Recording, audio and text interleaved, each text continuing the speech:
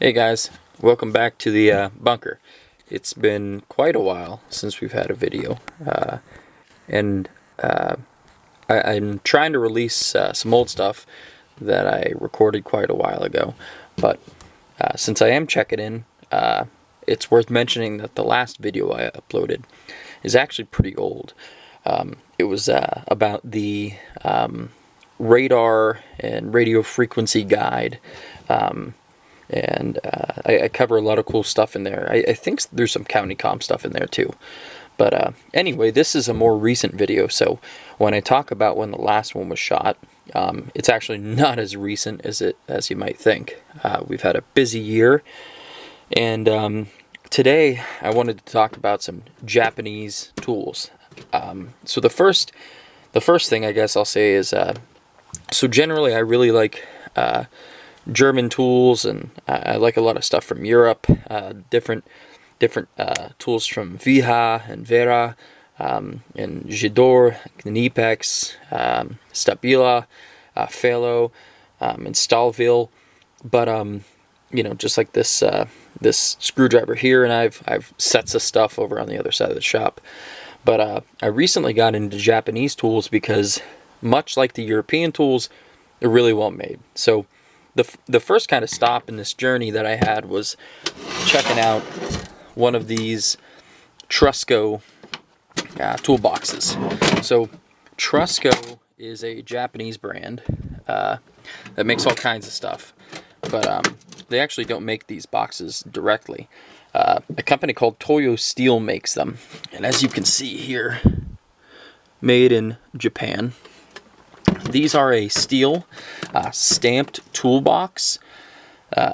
These are 100% made in Japan, painted with a nice thick coat of paint. You can smell it when it comes in. The sides here are completely stamped. These are very heavy duty. They're not huge. This is one of the bigger cantilever models, but it's not the two-level cantilever. This is the single level. And you can see the cantilever bars here with the hardware. Very well put together. And the way this opens is obviously like this. I just started packing this full of stuff, but another cool feature about this is it comes with these dividers, so you can kind of see these dividers off to the side. These are stamped as well, and they're pretty heavy duty, but you can see they even take the time to make the detail to tell you which way these go. This is pretty neat. But I bought the Trusco edition because the Toyo edition was about 20 bucks more expensive, and it was the same thing. Really, all the difference is branding. Trusco is again, you know, this box is the same as the Toyo Steel one, so you can expect to see that on Amazon and all kinds of other places. So here's a couple other things in here I'll talk about, but mainly some of the other Japanese tools here are that I'm going to show you.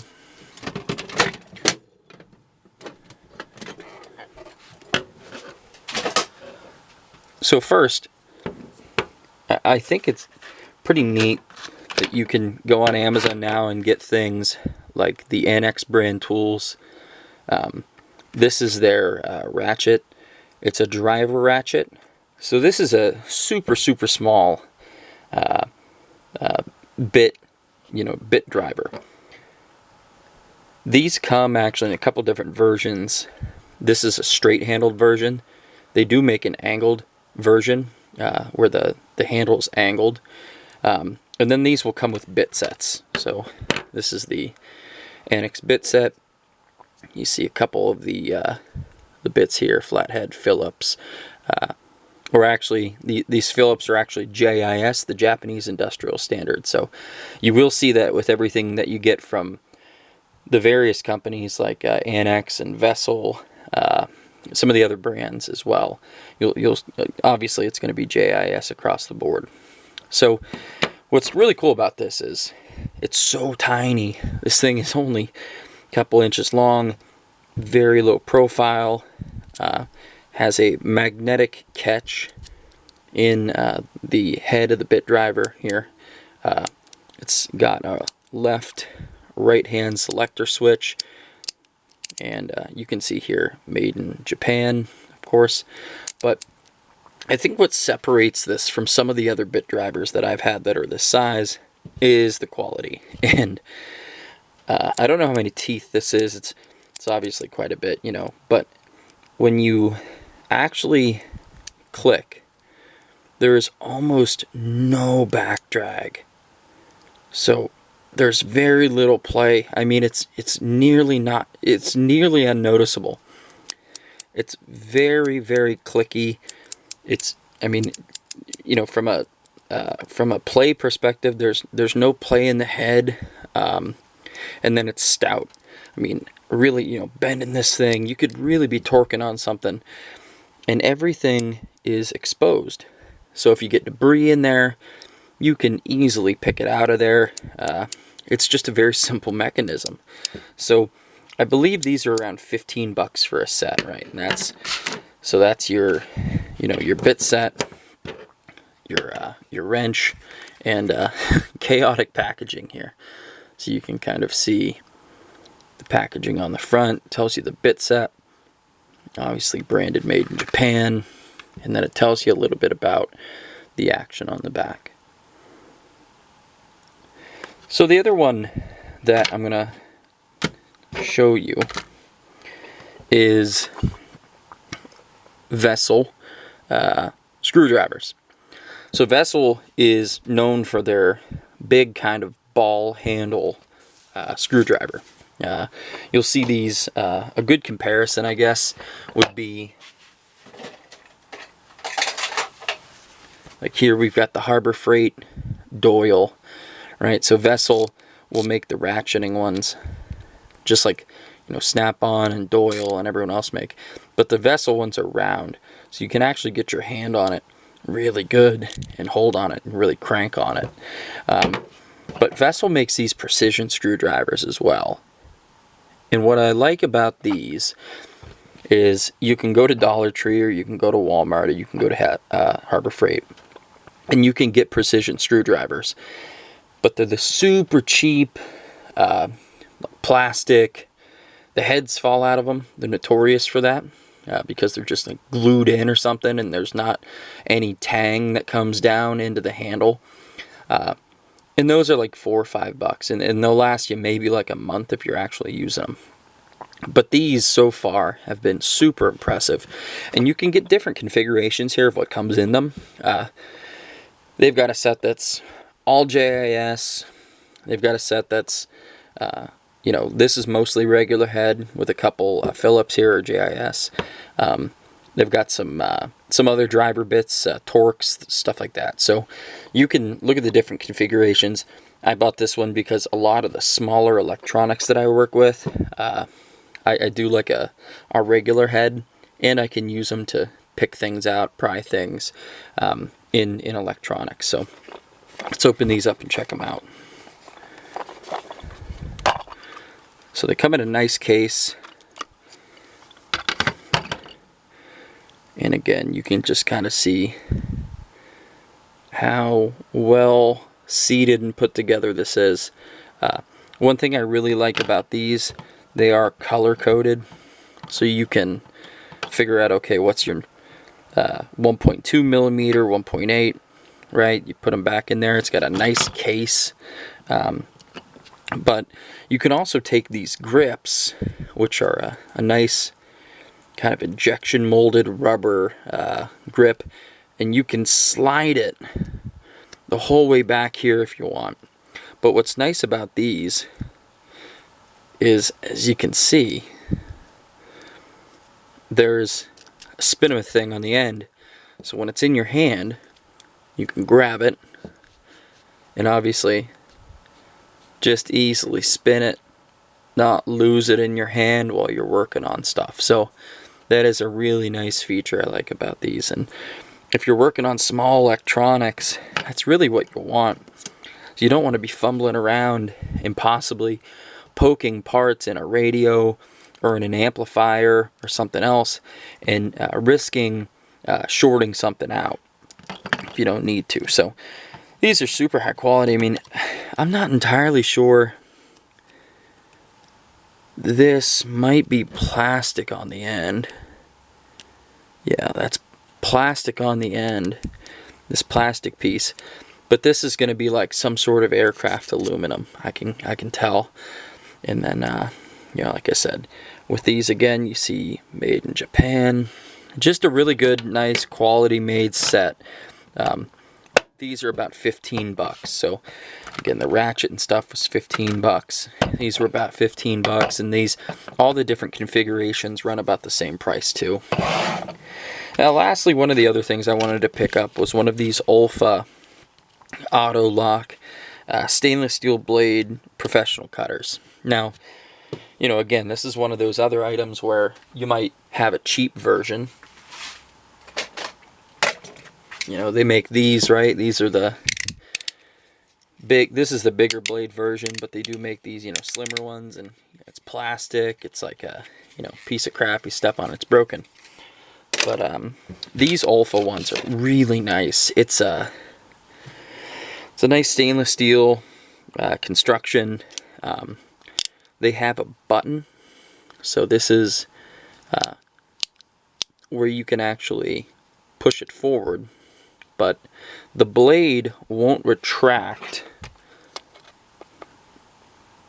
otherwise, so it just locks in place. Now if your finger's on it and you're bringing it back, a little bit of spring-loaded action. So if I hold the blade, the spring-loaded action will allow it to come back. Otherwise it locks in place. So that little spring action allows it to go forward.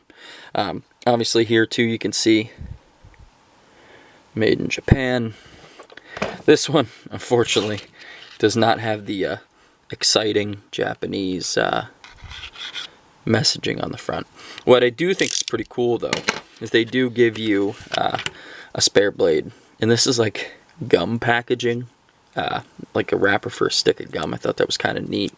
And these are, you know, so it'll tell you right here you get 13 blades, and then it actually says 2 extra blades, so they must have 2 of them packed in here. But the cool thing about these is you can buy a plastic one at the hardware store for, you know, 99 cents, and it might last you a couple years. You might lose it or whatever, but these suckers are going to last you a long time, and they're $7. So you're paying 7 times as much money.